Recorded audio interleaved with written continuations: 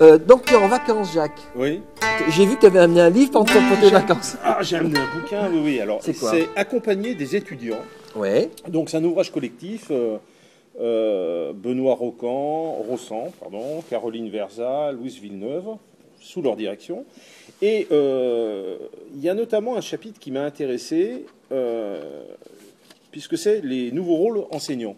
Ouais. Et alors si je peux me permettre juste... Il y a des petites notes et tout. Ah ben ça y est, oui, je l'ai annoté.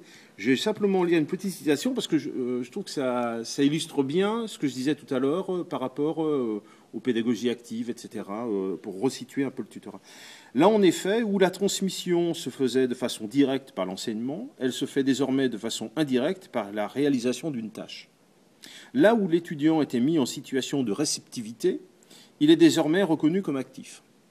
Là où le cours donné par l'enseignant occupait l'attention de l'étudiant, c'est maintenant l'activité de l'étudiant qui focalise l'attention de l'enseignant.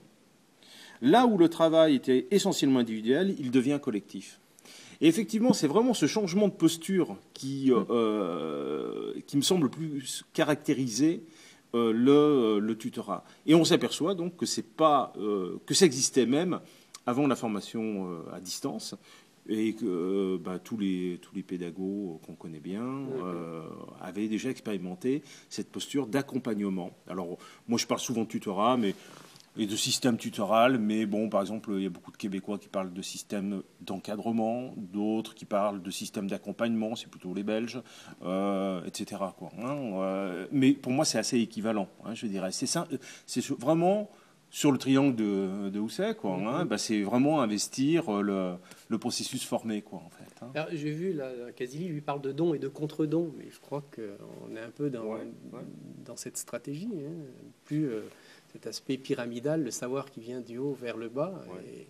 Et, personnellement, dans ma pratique, j'apprends encore, très très régulièrement de la part de mes étudiants. Ils me disent il faut faire comme ça, comme ci.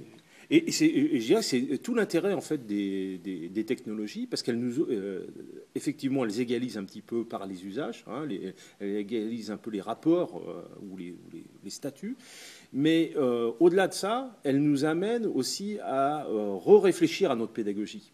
Et donc, pour moi, c'est un des intérêts principaux. Ça revient souvent chez nous aussi, de la formation à distance. Ouais. Et à l'identique, dans cette période de juillet-août, on est en recomposition. Ouais, mais tu as fait ton bilan il n'y a pas longtemps. Moi, j'ai fait mon bilan, je le mets en ligne avec ce qui a été, puis ce qui a été moins bien. Même si j'ai tendance à plus insister sur ce qui fonctionne bien.